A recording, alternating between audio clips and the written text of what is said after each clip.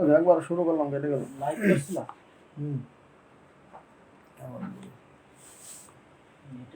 আসসালামু আলাইকুম ওয়া রাহমাতুল্লাহি ওয়া বারাকাতুহু।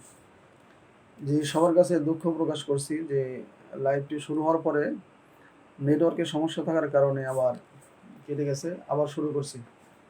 আমরা যে কথা বলছিলাম যে সূরা বাকারার অনেক তথ্য রয়েছে এবং প্রাথমিকভাবে আমরা সূরা বাকারার যে 4টি নামকরণ সে সম্পর্কে আলোচনা করেছি।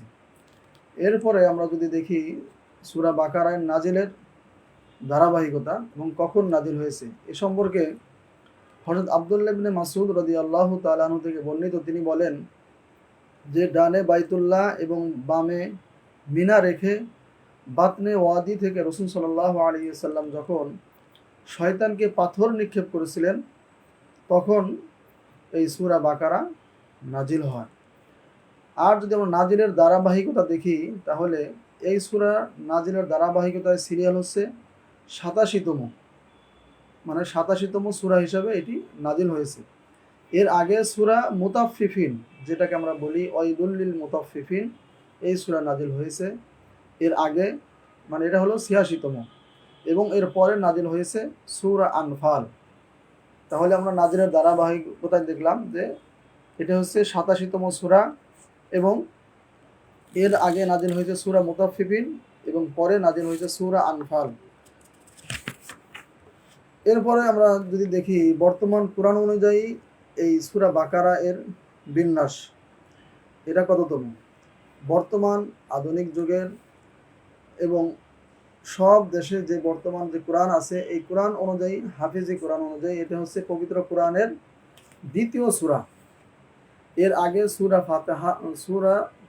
ফাতিহা এবং এর পরে রয়েছে সূরা আল ইমরান। এই সূরার ভিতরে এমন কিছু তথ্য রয়েছে যেটা না বললেই নয়। এটি হচ্ছে কোরআনের সবচেয়ে দীর্ঘতম সূরা। কোরআনে যে কয়টা সূরা আছে তার মধ্যে সবচেয়ে বড় সূরা হলো সূরা বাকারা। এই সূরার পুরাটাই মদিনায় নাজিল হয়েছে একটি মাত্র আয়াত ছাড়া, সেটি হলো সূরা বাকারার 281 নম্বর আয়াত। বলা হয়েছে ওয়াত্তাকু ইয়াওমান তুরজাউনা ফীহি ইলাল্লাহ।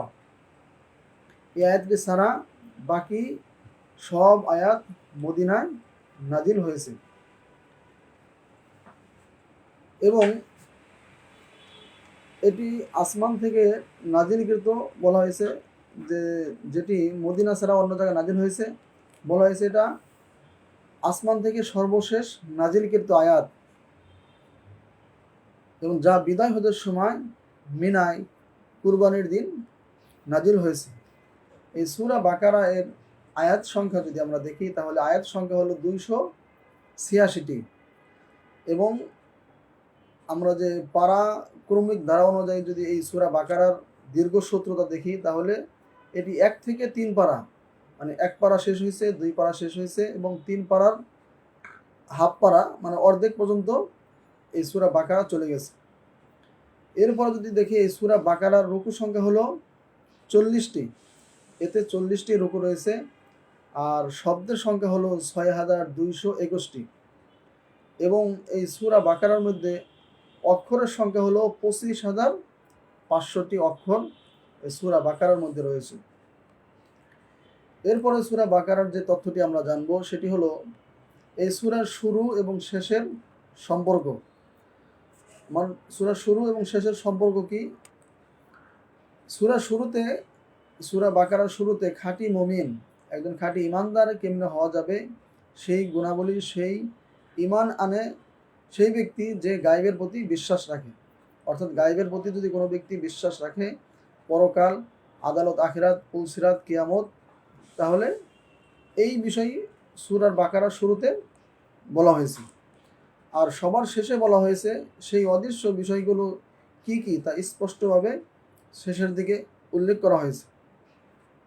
তাহলে সূরার শুরু এবং শেষের সম্পর্ক, প্রথমেও গায়েবের প্রতি বিশ্বাস করার কথা ইঙ্গিত করা হয়েছে এবং শেষেও কি কি বিষয়ের উপর গায়েবের প্রতি বিশ্বাস রাখতে হবে সেই কথাগুলো স্পষ্টভাবে বলা হয়েছে। এরপরে আমরা যে তথ্যটি দিব অন্য সূরার সঙ্গে এই সূরা বাকারার সম্পর্ক কি। আমরা যদি দেখি সূরা ফাতিহার শেষ দিকে বান্দা তার রবের নিকট সঠিক পথের দিশা বা সন্ধান চেয়েছে, আর সূরা বাকারার শুরুতেই বলা হয়েছে কোরআন এমন এক কিতাব যাতে কোনো সন্দেহ নেই, যা মুত্তাকিদেরকে সঠিক পথের দিশা দিবে। অর্থাৎ সূরা ফাতিহা বলছে সঠিক পথ চাওয়ার জন্য। কোনটা সঠিক পথ? এই সঠিক পথ আল্লাহর কাছে প্রার্থনার জন্য বলা হয়েছে, চাওয়ার জন্য বলা হয়েছে। এবং সূরা বাকারার শুরুতেই বলা হয়েছে সঠিক পথ হলো ওটা, ওই কিতাব, যে কিতাব যদি কেউ অনুসরণ করে তাহলে সে সঠিক পথ লাভ করতে পারবে। এরপরে আমরা আরেকটি তথ্য দিব সূরা বাকারার সম্পর্কে, যে ওমর রাদিয়াল্লাহু তাআলা আনহু এবং তার পুত্রের সূরা বাকারার অধ্যয়ন, সূরা বাকারা সম্পর্কে তাদের গবেষণা, তাদের চিন্তাধারা কি ছিল। একটি হাদিসে হযরত ওমর রাদিয়াল্লাহু তাআলা আনহু বলেন, সূরা বাকারা আইন শাস্ত্র এবং এতে যা আছে তা শিখতে ওমর রাদিয়াল্লাহু তাআলা আনহু বলছেন আমার 12 বছর সময় লেগেছে। সূরা বাকারার মধ্যে এমন তথ্য, এমন গভীরতা, এমন মজা, এমন আদালত, আখিরাত, পরকাল প্রতি, মানুষের জবাবদিহিতার প্রতি এমন কিছু গুরুত্বপূর্ণ তথ্য রয়েছে যা শিখতে ওমর রাদিয়াল্লাহু তাআলা আনহু বলছেন যে আমার 12 বছর সময় কেটে গেছে, কিন্তু তারপরে আমি সূরা বাকারার মূল তথ্য আমি উৎপাদন করতে পারিনি। এবং তার পুত্র আব্দুল্লাহ ইবনে ওমর রাদিয়াল্লাহু তাআলা আনহু বলেন যে 8 বছরের সূরা বাকারা অধ্যয়ন করেন। তিনি শুধু 8 বছর যাবৎ সূরা বাকারা অধ্যয়ন করেছেন, কারণ এই সূরাটি একবারে নাজিল না হয়ে ধাপে ধাপে বিভিন্ন সময়ে নাজিল হয়েছে। এরপরে আমরা সূরা বাকারার যে তথ্যটি আপনাদের সামনে প্রকাশ করব সেটি হলো, এক নজরে সূরা বাকারাকে মোটা দাগে 10টি ভাগে ভাগ করা হয়েছে। মানে পুরা বাকারা সূরাকে আমরা যদি ভাগ করতে চাই তাহলে বিশাল আকারে অনেক বড় সূরা হওয়ার কারণে আমরা যদি 10টা ভাগে ভাগ করি তাহলে এর মধ্যে মূল তথ্যগুলো কি কি আছে সেটা আমরা জেনে নিতে পারবো।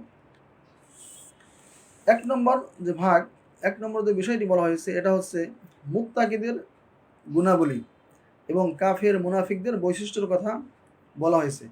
এটা 1 থেকে 20 নম্বর আয়াতের ভিতরে এই কথাগুলো বলা হয়েছে। 2 নম্বর যে ধাপ আছে, এখানে আদম সৃষ্টির ঘটনা, ইবলিসের প্রতিক্রিয়া এবং আল্লাহর আদেশ অমান্য করায় দুনিয়ার বুকে মানুষের অবতরণ, এই সম্পর্কে বলা হয়েছে। 21 থেকে 39 নম্বর আয়াত পর্যন্ত এখানে আদম সৃষ্টির ঘটনা এবং ইবলিসের প্রতিক্রিয়া এবং আল্লাহর আদেশ অমান্য করার কারণে ইবলিসের কি পরিণত হয়েছিল সে সম্পর্কে আলোচনা করা হয়েছে। তৃতীয় ধাপে যে বিষয়টি বলা হয়েছে যে বনি ইসরায়েল জাতির প্রতি প্রেরিত বিভিন্ন আইন কানুন, যারা বনি ইসরায়েল জাতি ছিল তাদেরকে মুসা আলাইহিস সালাম ওই যুগের নবী ছিলেন এবং তাদের প্রতি কি কি বিধান নাজিল হয়েছিল, কি কি আদেশ জারি হয়েছিল সে সম্পর্কে তৃতীয় ধাপে বলা হয়েছে। এবং এই আলোচনাটি করা হয়েছে 40 থেকে 74 নম্বর আয়াতের মধ্যে। এরপরে চতুর্থ ধাপে আলোচনা করা হয়েছে ইব্রাহিম আলাইহিস সালাম এর উপর যে পরীক্ষা, বিভিন্ন পরীক্ষার তিনি সম্মুখীন হয়েছিলেন সেই পরীক্ষা সম্পর্কে এখানে সুন্দর আলোচনা করা হয়েছে। এবং পিতা এবং পুত্র দুইজনে মিলে যে আল্লাহর কাছে দোয়া করেছিলেন এই দোয়ার ব্যাপারে এখানে আলোচনা করা হয়েছে। এই আলোচনাটি করা হয়েছে 75 থেকে 123 নম্বর আয়াত পর্যন্ত। এরপরে পঞ্চম ধাপে নামাজের দিক বা কেবলার দিক পরিবর্তন হওয়ার বিষয়ে একটি দীর্ঘ আলোচনা করা হয়েছে। এই আলোচনাটি আসছে সূরা বাকারার 124 থেকে 141 নম্বর আয়াত পর্যন্ত। এখানে ধারাবাহিকভাবে কেবলা পরিবর্তনের বিষয়ে আলোচনা করা হয়েছে। 6 নম্বর ধাপে যে বিষয়টি বলা হয়েছে মুসলিম জাতির উপর পরীক্ষা নিরীক্ষা এবং অন্য কোনো ধর্মের রীতি রেওয়াজ সংস্কৃতি মুসলমানরা অনুসরণ করতে পারবে না, এই সম্পর্কে এখানে দীর্ঘ আলোচনা আল্লাহ রাব্বুল আলামিন পেশ করেছেন। এই আলোচনাটি পেশ করা হয়েছে 142 থেকে 177 নম্বর আয়াত পর্যন্ত। সপ্তম ধাপে আল্লাহ রাব্বুল আলামিন সূরা বাকারার 178 থেকে 203 নম্বর আয়াতে ওয়ারিস যারা উত্তরসূরি হবে তাদের বন্টন বা নীতিমালা কি হবে, রোজা সম্পর্কে আলোচনা করা হয়েছে এরপরে হজ সম্পর্কে আলোচনা করা হয়েছে এবং কিসাস, মানুষকে হত্যা করলে হত্যার বিধান কি হবে, জিহাদ এবং আনুগত্য সম্পর্কে মানুষকে নির্দেশ দেওয়া হয়েছে, আদেশ করা হয়েছে মানুষকে আনুগত্য করতে হবে একমাত্র আল্লাহ রসুলের এবং তাদের পথে যারা চলে তাদেরকে। অষ্টম ধাপে সূরা বাকারার যে বিষয়টি তুলে ধরা হয়েছে সেটি হলো সবর করার গুরুত্ব, ধৈর্য ধারণ করার উপর ব্যাপক গুরুত্ব আরোপ করা হয়েছে এবং যারা ধৈর্য ধরবে তাদের পুরস্কার কি হবে এই পুরস্কারের বিষয়ে এখানে আলোচনা করা হয়েছে। এবং বিয়ে, তালাক এবং দুগ্ধপোষ্য সন্তান যারা আছে এই সন্তানের বিধিবিধান কি হবে, তারা কিভাবে তাদের যারা মা আছেন তার সন্তানদেরকে কিভাবে দুগ্ধপান করাবেন, সেই সম্পর্কে কতদিন পালন করাবেন সেই সম্পর্কে এখানে আলোচনা করা হয়েছে। এবং সেই আলোচনাটি 204 নম্বর আয়াত থেকে 242 নম্বর আয়াত পর্যন্ত এই সবর করার গুরুত্ব এবং তার পুরস্কার, বিয়ে, তালাক এবং দুগ্ধপোষ্য সন্তানের বিধিবিধান সম্পর্কে আলোচনা করা হয়েছে।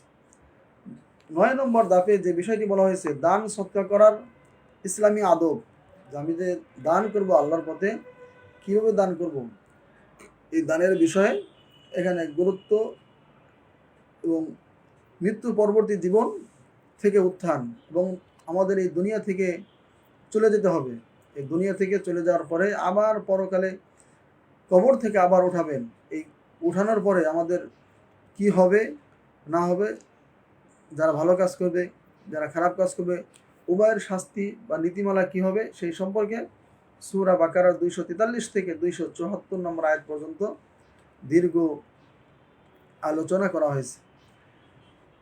শেষ ধাপ মানে 10ম ধাপ, সূরা বাকারাকে যে 10টি ভাগে ভাগ করা হয়েছে, শেষ ধাপে বলা হয়েছে সুদের ক্ষতি এবং লেনদেনের স্বচ্ছতার জন্য লিখে রাখা এবং চমৎকার দোয়া দিয়ে সূরার সমাপ্তি টানা হয়েছে।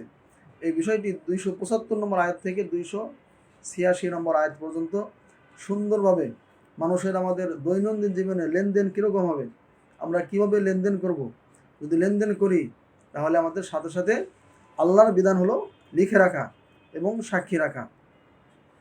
এবং একবারে শেষের দিকে সূরা বাকারা শেষের দিকে বলা হয়েছে আমাদেরকে আল্লাহর কাছে আমরা যে ভুল ত্রুটি করে থাকি এই ভুল ত্রুটি করার কারণে আমাদেরকে মাপ চাওয়ার, ক্ষমা চাওয়ার, ভুল ত্রুটি করে ফেলেছে এই জন্য আল্লাহর কাছে ক্ষমা চাওয়ার জন্য সুন্দর দোয়ার মাধ্যমে এই সূরা বাকারার সমাপ্তি টানা হয়েছে। এরপর আমরা আলোচনা করব সূরা বাকারার গুরুত্বপূর্ণ ফজিলত সম্পর্কে। এই সূরা বাকারার কি কি ফজিলত রয়েছে, কি কি গুরুত্ব রয়েছে, কি কি মর্যাদা রয়েছে এই সম্পর্কে এখানে আমরা সূরা বাকারার প্রায় 21টির মতো ফজিলত আমরা এখানে আলোচনা করব। প্রথমে যে ফজিলতটি রয়েছে 1 নম্বর ফজিলত হলো এটি হলো কোরআনের শীর্ষ সূরা, মানে একবারে সর্বোচ্চ সূরার কথা বলা হয়েছে সূরা বাকারা। হযরত আবু হুরায়রা রাদিয়াল্লাহু তাআলা আনহু থেকে বর্ণিত রাসূলুল্লাহ সাল্লাল্লাহু আলাইহি ওয়াসাল্লাম বলেছেন যে প্রতিটি জিনিসের একটি শীর্ষ চূড়া বা স্থান থাকে, আর কোরআনের শীর্ষ চূড়া বা স্থান হলো সূরা বাকারা। কেননা তার প্রতিটি আয়াত নাজিলের সময় 80 জন করে ফেরেশতা নাজিল হয়েছে, অর্থাৎ সূরা বাকারার যখন একটি আয়াত নাজিল হয় তখন 80 জন করে ফেরেশতা এই আয়াতের সাথে নাজিল হয়েছে। এতে এমন একটি আয়াত রয়েছে যেটাকে আমরা আয়াতুল কুরসি বলে 255 নম্বর আয়াত, যা কোরআনের সব আয়াতের সর্দার বা সব আয়াতের নেতা বলা হয়েছে। এই আয়াতটি আরশের নিচ থেকে বের করে সূরা বাকারায় সংযোজন করা হয়েছে।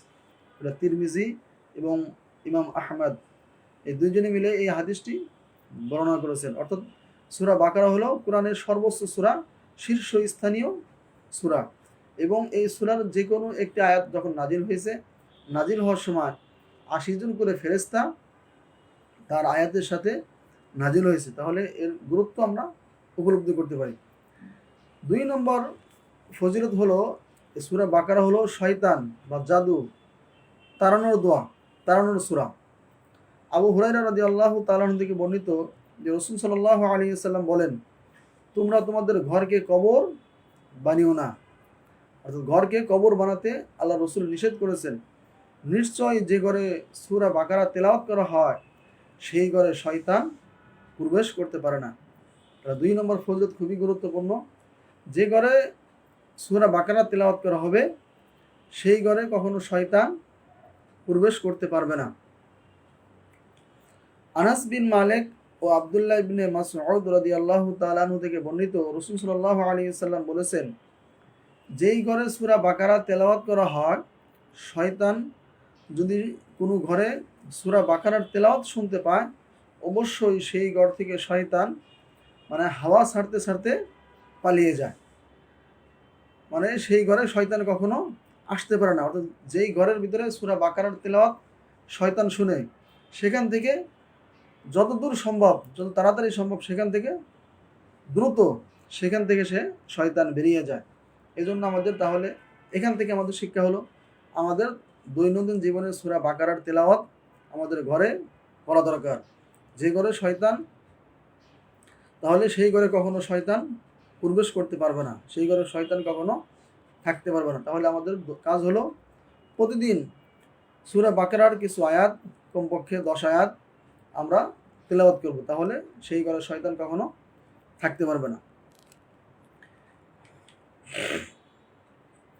3 নম্বর ফজিলত হলো,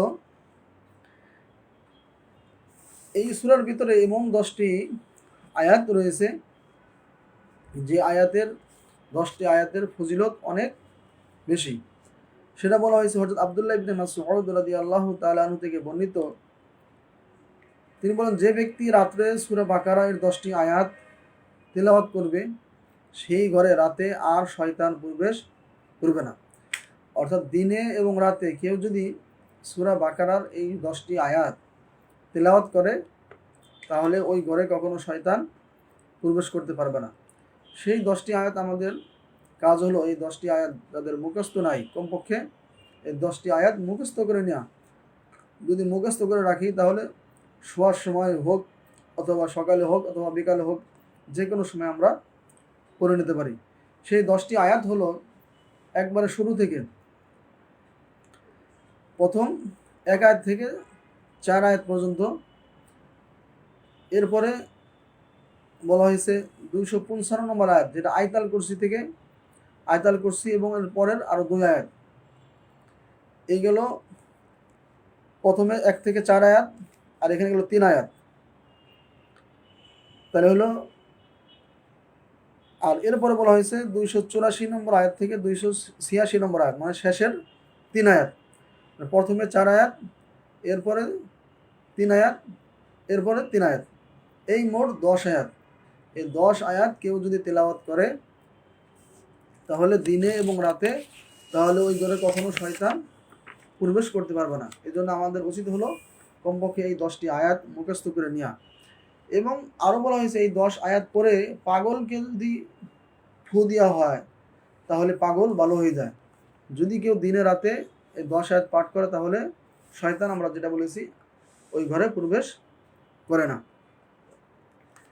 4 নম্বর ফজিলত হলো, বা সূরা বাকারার গুরুত্ব হলো, এই সূরার ভিতরে 2টি নূরের সুসংবাদ দেওয়া হয়েছে।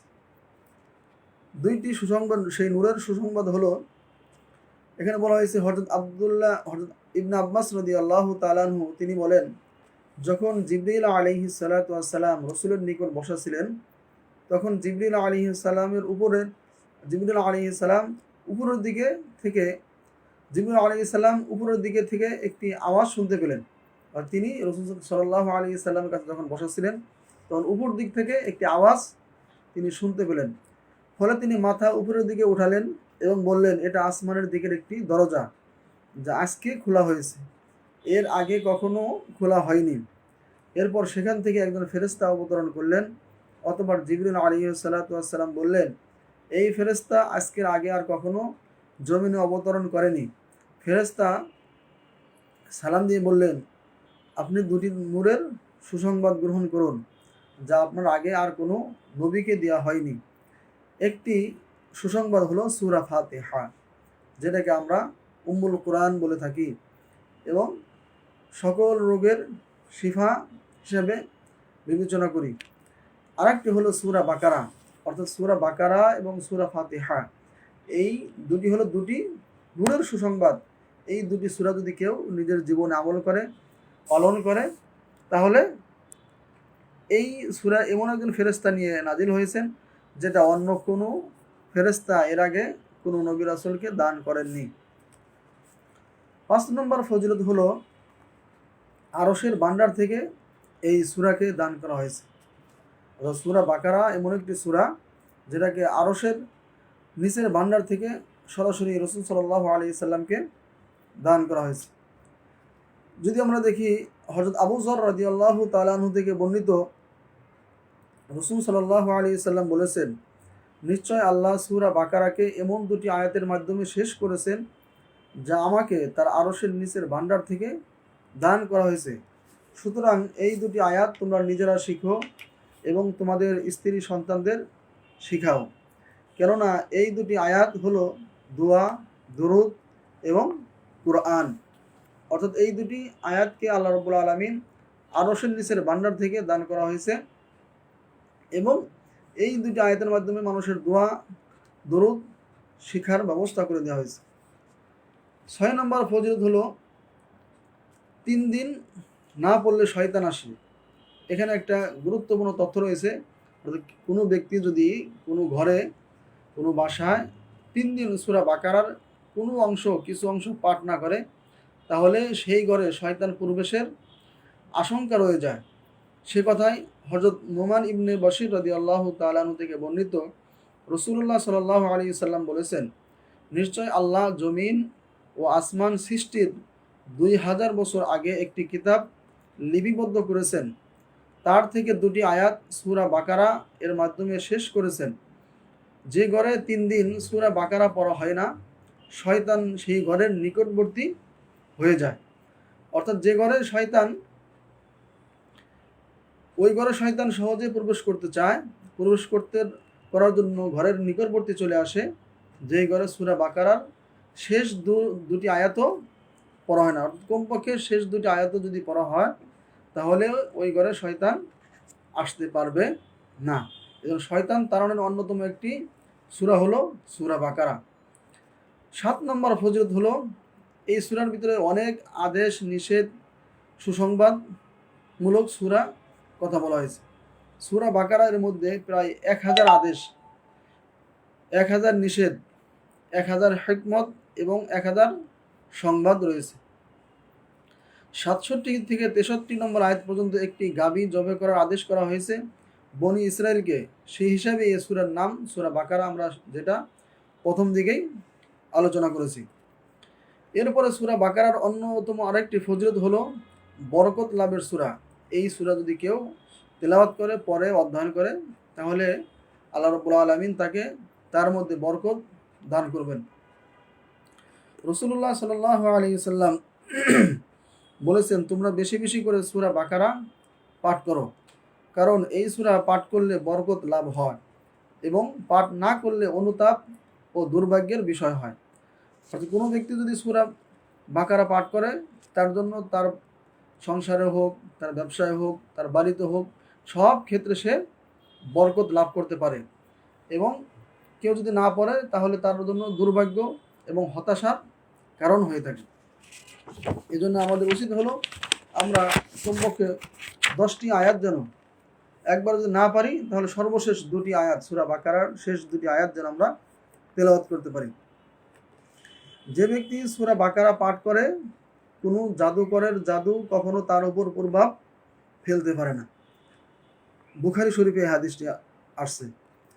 তাহলে কোনো ব্যক্তি যদি সূরা বাকারা পড়ে কোনো তার গায়ে ফু দেয় বা কোনো জাদুকর জাদু করতে চায়, তাকে কোনো কিছু করতে চায়, তাহলে কখনো সেটা পারবে না যদি কোনো ব্যক্তি সূরা বাকারা পাঠ করে। 10 নম্বর ফজিলত হলো সবচেয়ে মর্যাদাপূর্ণ সূরা হলো সূরা বাকারা। রাসূল সাল্লাল্লাহু আলাইহি সাল্লামকে এক ব্যক্তি জিজ্ঞাসা করলেন, হে আল্লাহর রাসূল সাল্লাল্লাহু আলাইহি সাল্লাম, কুরআনের কোন সূরা সবচেয়ে বেশি মর্যাদাবান? তিনি বললেন সবচেয়ে বেশি মর্যাদাবান সূরা হলো সূরা ইখলাস। এরপরে জিজ্ঞেস করলেন রাসূলুল্লাহ সাল্লাল্লাহু আলাইহি সাল্লাম, কোরআনের কোন আয়াতটি সবচেয়ে মর্যাদাবান? তিনি বললেন সূরা বাকারার 255 নম্বর আয়াত হলো কোরআনের সবচেয়ে বেশি মর্যাদাবান সূরা। অতঃপর বললেন, হে আল্লাহ রাসূল সাল্লাল্লাহু আলাইহি সাল্লাম, আপনি কোন আয়াতকে সবচেয়ে বেশি পছন্দ করেন, যা দ্বারা আপনার ও আপনার উম্মত লাভবান হবে? রাসূল সাল্লাল্লাহু আলাইহি সাল্লাম বললেন, তা হলো সূরা বাকারা এর শেষ 2 আয়াত, কেননা এ দুটি আয়াত আল্লাহর রহমতের খাজানা থেকে, আরশের নিচের ভান্ডার থেকে উম্মতকে দান করা হয়েছে।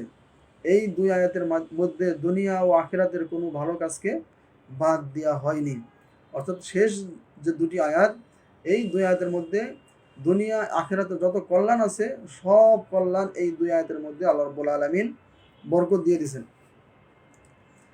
10 নম্বর যে ফজিলত হলো সূরা বাকারার, কেউ যদি সূরা বাকারা পড়ে ঘুমানোর সময় ঘুমিয়ে যায়, তাহলে সারা রাত জেগে জেগে তাহাজ্জুদ নামাজ পড়লে যেরকম সওয়াব পাওয়া যায়, আল্লাহ রাব্বুল আলামিন তার আমলনামায় সেই পরিমাণ সওয়াব দান করবেন। সুবহানাল্লাহ।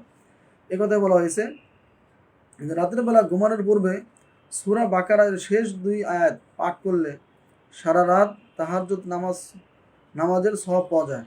এ 2টি আয়াত মিরাজের রাত্রে সপ্ত আকাশে সিদরাতুল মুনতাহায় 5 ওয়াক্ত নামাজের সাথে রাসূলুল্লাহ সাল্লাল্লাহু আলাইহি সাল্লামকে দান করা হয়েছে। অর্থাৎ মিরাজের রাত্রে রাসূলুল্লাহ সাল্লাল্লাহু আলাইহি সাল্লামকে সূরা বাকারার শেষ 2টি আয়াত তাকে দান করা হয়েছে, তাকে দেওয়া হয়েছে। 11 নম্বর ফজিলত হলো বা গুরুত্ব হলো কোরআনের উৎকৃষ্টতম অংশ। সূরা বাকারাকে রাসূল সাল্লাল্লাহু আলাইহি সাল্লাম সিনামুল কুরআন ও জারওয়াতুল কুরআন বলে উল্লেখ করেছেন। আর কেননা সিনামুল কুরআন ও জারওয়াতুল কুরআন বলা হয় বস্তুর উৎকৃষ্টতম অংশকে। অর্থাৎ যে কোনো বিষয়ের, যে কোনো বস্তুরই একটা ভালো একটা দিক থাকে, সেই ভালো পুরা কোরআনের সর্বোৎকৃষ্ট অংশ বা মূল অংশ হলো সূরা বাকারা। সূরা বাকারা কেউ যদি পড়ে, অধ্যয়ন করে, তাহলে তার পুরা কোরআন সম্পর্কে যে ধারণা, এই ধারণা তার হয়ে যাবে। এরপরে 12 নম্বর ফজিলত হলো নিদ্রায় যাওয়া উচিত নয়। হযরত আলী রাদিয়াল্লাহু তাআলা আনহু বলেছেন, যার সামান্য বুদ্ধিজ্ঞান আছে, অর্থাৎ যার সামান্য মেধা আছে, আকল আছে, তার উচিত নয় সূরা বাকারা এর শেষ 2টি আয়াত তেলাওয়াত ছাড়া ঘুমাতে যাওয়া। আলী রাদিয়াল্লাহু তাআলা আনহু বলছেন যে কারো উচিত হবে না, কমপক্ষে যদি কেউ 10টা আয়াতই পড়তে না পারে, কমপক্ষে 2টি আয়াত যেন সে তেলাওয়াত করে। 2টি আয়াত তেলাওয়াত করার পরে সে যেন ঘুমাতে যায়। অর্থাৎ 2টি আয়াত তেলাওয়াত না করে কোনো ব্যক্তির ঘুমাতে যাওয়া উচিত নয়। এরপরে 13 নম্বর যে ফজিলতের কথা বলা হয়েছে, যে 3টি জিনিস রাসূল সাল্লাল্লাহু আলাইহি সাল্লামকে দান করা হয়েছে। এই হাদিসটি হযরত আব্দুল্লাহ ইবনে মাসউদ রাদিয়াল্লাহু তাআলা আনহু থেকে বর্ণিত যে রাসূলুল্লাহ সাল্লাল্লাহু আলাইহি সাল্লাম বলেন, যখন আমাকে সিদরাতুল মুনতাহায় নিয়ে যাওয়া হয়, তখন 3টি জিনিস দান করা হয়েছে। 1 নম্বর হলো রাসূলুল্লাহ সাল্লাল্লাহু আলাইহি সাল্লামকে সিদরাতুল মুনতাহার কাছে নেওয়ার পরে 5 ওয়াক্ত নামাজ আল্লাহ রাসূল সাল্লাল্লাহু আলাইহি সাল্লামকে দান করেছেন। এরপরে 2 নম্বর হলো সূরা বাকারার শেষ 2টি আয়াত আল্লাহ রাব্বুল আলামিন সিদরাতুল মুনতাহা রাসূল সাল্লাল্লাহু আলাইহি সাল্লামকে দান করেছেন। এবং 3 নম্বর যে একটি সতর্কমূলক কথা রাসূলুল্লাহ সাল্লাল্লাহু আলাইহি সাল্লামকে দান করেছেন, সেটি হলো যারা শিরক করে না, যারা আল্লাহর সাথে কাউকে অংশীদার করে না, তাদের কবিরা গুনাহ মাফ হওয়ার সুসংবাদ আল্লাহ রাব্বুল আলামিন দান করেছেন। এজন্য আমাদের জীবনেও কখনো আল্লাহর সাথে আল্লাহর সমকক্ষ কাউকে দাঁড় করানো যাবে না। এরপর 14 নম্বর সূরা বাকারার যে ফজিলতের কথা বলা হয়েছে, সেটা হচ্ছে ছায়া দান করবে। যারা সূরা বাকারা তেলাওয়াত করবে, সেই কঠিন মুসিবতের সময় তাদেরকে আল্লাহ রাব্বুল আলামিন এই সূরা বাকারার এমন ক্ষমতা, এমন পাওয়ার, এমন শক্তি তাদেরকে দিয়ে দিবেন যে তারা ওই সমস্ত বান্দাকে তারা পাখির মতো, গাছের মতো ছায়া দান করবে। রাসূল সাল্লাল্লাহু আলাইহি সাল্লাম বলেন, সূরা বাকারা হলো একটি জ্যোতির্ময় বা নূর বিশিষ্ট সূরা, যে এই সূরা পাঠ করবে কিয়ামতের দিন মেঘমালা ও পাখির জাকের মতো ছায়া দান করবে। যারা এই সূরা বাকারা তেলাওয়াত করবে তাদেরকে আল্লাহ রাব্বুল আলামিন মেঘমালা ও পাখির ঝাঁকের মতো তাদেরকে ছায়া দান করবেন। এরপরে 15 নম্বর ফজিলত হলো সুপারিশ করবে। অর্থাৎ এই সূরা বাকারা যারা তেলাওয়াত করবে তারা যদি কঠিন মুসিবতে বিপদে পড়ে যায় তাদেরকে সুপারিশ করে আল্লাহ রাব্বুল আলামিন সেই কঠিন মুসিবতের দিন তাদেরকে বিপদ থেকে উদ্ধার করে দিবেন। বলা হয়েছে সূরা বাকারা পাঠকারীর জন্য কিয়ামতের ময়দানে জোরালো সুপারিশ করবে। মুসলিম শরীফের হাদিসে আসছে। 16 নম্বর যে ফজিলত বা মর্যাদার কথা সূরা বাকারার কথা বলা হয়েছে এটা হচ্ছে আয়াতুল কুরসির মর্যাদা। হযরত আবু উমামা রাদিয়াল্লাহু তাআলা আনহু থেকে বর্ণিত রাসূলুল্লাহ সাল্লাল্লাহু আলাইহি সাল্লাম বলেছেন, যে ব্যক্তি প্রতি ফরজ নামাজের পরে আয়াতুল কুরসি পাঠ করবে অর্থাৎ সূরা বাকারার 255 নম্বর আয়াত পাঠ করবে তার জান্নাতে প্রবেশ করতে মৃত্যু ছাড়া আর কোনো বাধা নাই। অর্থাৎ সে মৃত্যুবরণ করলেই জান্নাতে প্রবেশ করবে। এজন্য আয়াতুল কুরসির যে মর্যাদা আমাদের প্রত্যেক ফরজ নামাজের পর উচিত আয়াতুল কুরসি পাঠ করা, এবং এটি বলা হয়েছে কোরআনের সবচেয়ে মর্যাদাপূর্ণ সূরা। এরপরে 17 নম্বর যে ফজিলতের কথা বলা হয়েছে সেটি হলো বদর যুদ্ধে আয়াতুল কুরসি। হযরত আলী রাদিয়াল্লাহু তাআলা আনহু বলছেন যে বদর যুদ্ধে আমি রাসূলুল্লাহ সাল্লাল্লাহু আলাইহি সাল্লামকে একবার দেখতে চেয়েছিলাম তিনি কি করছেন, তিনি কোথায় আছেন, কি করতেছেন। তিনি যে দেখলেন যে রাসূল সাল্লাল্লাহু আলাইহি সাল্লাম সেখানে গিয়ে দেখলেন তিনি সিজদায় পড়ে আয়াতুল কুরসির দুটি শব্দ রয়েছে ইয়া হাইয়ু ইয়া কাইয়ুম, এই শব্দগুলো তিনি সিজদায় পড়ে বারবার আল্লাহর কাছে দোয়া করছেন। এজন্য আমাদের উচিত যদি দোয়া করতে হয় সিজদায় যে ইয়া হাইয়ু ইয়া কাইয়ুম এই দুটি শব্দ, আল্লাহু লা ইলাহা ইল্লা হুয়াল হাইয়ুল কাইয়ুম, এখান থেকেই এই দুটি শব্দকে চয়ন করা হয়েছে। তাহলে আমাদেরও উচিত যদি কোনো বিপদ, কোনো দুঃখের সময়, বিপদের সময় আমরা সিজদায় পড়ে আল্লাহর কাছে এই দোয়াগুলো করব। আল্লাহ যেন আমাদের সবাইকে তৌফিক দান করে, আমিন। এরপরে 18 নম্বর যে ফজিলতের কথা বা গুরুত্বের কথা বলা হয়েছে কোরআনের সর্দার বা নেতা বলা হয়েছে। হযরত আবু হুরায়রা রাদিয়াল্লাহু তাআলা আনহু থেকে বর্ণিত রাসূল সাল্লাল্লাহু আলাইহি সাল্লাম বলেছেন, সূরা বাকারা এর মধ্যে এমন একটি আয়াত রয়েছে যে আয়াতটি হলো পুরা কোরআনের সর্দার বা নেতা, সেই আয়াতটি হলো আয়াতুল কুরসি। অর্থাৎ আয়াতুল কুরসি হলো পবিত্র কোরআনের সর্দার বা নেতা বলা হয়েছে। অর্থাৎ নেতা যদি যেদিকে যাবে তার কর্মীরাও সেদিকে যাবে। অর্থাৎ পুরা কোরআনের মূল সার নির্যাস আল্লাহ রাব্বুল আলামিন এই আয়াতুল কুরসির মধ্যে নিহিত রেখেছেন। সূরা বাকারার আরেকটি অন্যতম ফজিলত হলো যারা সূরা বাকারা মুখস্থ করত, যার মুখস্থ থাকতো রাসূল সাল্লাল্লাহু আলাইহি সাল্লাম তাকে যে কোনো অভিযানে নেতা হিসাবে বাছাই করতেন। এই তথ্যটি তাফসির ইবনে কাসিরে এসেছে। অর্থাৎ যার সূরা বাকারা মুখস্থ থাকবে, যার সূরা বাকারার উপরে অধিক জ্ঞান থাকবে, রাসূল সাল্লাল্লাহু আলাইহি সাল্লাম তাকে যে কোনো অভিযানের নেতা হিসাবে বাছাই করতেন। অর্থাৎ নেতা যদি কাউকে হতে হয় তাহলে সূরা বাকারার উপরে অধিক জ্ঞান লাভ করার অধিকারী হতে হবে। যারা এই জ্ঞান লাভ করার অধিকারী হবে রাসূল সাল্লাল্লাহু আলাইহি সাল্লামের সুন্নাহ মোতাবেক তাদেরকে যে কোনো অভিযানের নেতা বানাতে হবে। এরপরে 20 নম্বর ফজিলত হলো পুরা কোরআনের 4 ভাগের 1 ভাগ বলা হয়েছে। অর্থাৎ আয়াতুল কুরসি হলো পবিত্র কোরআনের 4 ভাগের 1 ভাগ। পবিত্র কোরআন যদি আমরা 4 ভাগ করি তাহলে 1 ভাগ হলো আয়াতুল কুরসি। 21 নম্বর এবং সর্বশেষ ফজিলত সেটা হলো হযরত উবাই ইবনে কাব রাদিয়াল্লাহু কাবকে রাসূল সাল্লাল্লাহু আলাইহি সাল্লাম জিজ্ঞাসা করলেন কোরআনের মধ্যে কোন আয়াতটি সবচেয়ে বেশি মর্যাদাবান। তিনি বললেন আয়াতুল কুরসি। রাসূল সাল্লাল্লাহু আলাইহি সাল্লাম তাকে ধন্যবাদ দিলেন এবং বললেন সেই সত্তার কসম যার হাতে আমার প্রাণ, আয়াতুল কুরসির একটি জিহ্বা ও দুটি ঠোঁট রয়েছে যা দিয়ে সে আরশের মালিকের পবিত্রতা বর্ণনা করে।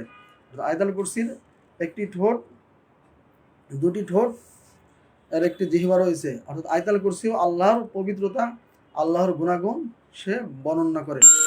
এজন্য আমরা যা এই আয়াতুল কুরসি থেকে এবং সূরা বাকারার শুরু থেকে শেষ পর্যন্ত যে তথ্যগুলো আমরা জানলাম, আমরা যেন এই তথ্যগুলো জেনে আমাদের দৈনন্দিন জীবনে, বাস্তব জীবনে সূরা বাকারার যে ফজিলতগুলো আমরা জানলাম, আমরা যেন আমল করতে পারি। এবং সূরা বাকারা থেকে আমরা কী শিখলাম? এখানে কয়েকটি শিক্ষা। 1 নম্বর শিক্ষা হলো কঠিন সময়ে ধৈর্য ধারণ করার শিক্ষার কথা বলা হয়েছে। যত বিপদ আসুক না কেন, যত মুসিবত আসুক না কেন, এই মুসিবত আসলে আমাদেরকে ধৈর্য ধরতে হবে। 2 নম্বর শিক্ষা হলো মানুষকে আল্লাহর খলিফা, মানুষ হলো আল্লাহর খলিফা। আল্লাহ খলিফা হিসেবে, প্রতিনিধি হিসেবে দুনিয়াতে আমাদেরকে প্রেরণ করেছেন। এই খলিফা হিসেবে দুনিয়ার জীবন থেকে আমাদের বিদায় নেওয়ার জন্য চেষ্টা করতে হবে। 3 নম্বর হলো অতিরিক্ত প্রশ্ন না করা। অর্থাৎ বনি ইসরাইল জাতি তারা অতিরিক্ত প্রশ্ন করার কারণে তাদের যে গরু জবাই করার কথা, গাভী জবাই করার কথা, এই প্রশ্নগুলো বেশি বেশি করার কারণে তাদের বিষয়গুলো আরও জটিল হয়েছিল। এজন্য আমাদেরকে বেশি বেশি অতিরিক্ত প্রশ্নও কোনো ক্ষেত্রে করা যাবে না। এটা আমাদের 3 নম্বর শিক্ষা। 4 নম্বর শিক্ষা হলো সর্বক্ষেত্রে আল্লাহর দিকে ফিরে যাওয়া। যত বিপদ আসুক না কেন, সর্বক্ষেত্রে আমার আল্লাহর দিকে ফিরে যেতে হবে। 5 নম্বর হলো সুদের ভয়াবহতা। সুদ যে কত মারাত্মক গুনাহ, এই গুনাহ থেকে আমাদের বেঁচে থাকতে হবে। এবং সর্বশেষ আল্লাহর কাছে দোয়া করতে হবে। আল্লাহর কাছে দোয়া করে আমরা যেন দোয়া করি আমাদের আগে যারা আমাদের থেকে কঠিন পরীক্ষার সম্মুখীন হয়েছে, সেই কঠিন পরীক্ষা থেকে আমরা যেন মুক্তি পেতে পারি এবং আল্লাহ রাব্বুল আলামিন আমাদের সবার গুনাহগাতা মাফ করে দেন। আমরা যেন সূরা বাকারা যে আলোচনা করলাম, এর উপরে আমি নিজে এবং যারা শুনছি এবং যারা পরবর্তীতে শুনবো, সবাই যেন আমল করতে পারি। আল্লাহ রাব্বুল আলামিন আমাদের সবাইকে সেই তৌফিক দান করুন। আসসালামু আলাইকুম ওয়া রাহমাতুল্লাহি ওয়া বারাকাতুহু।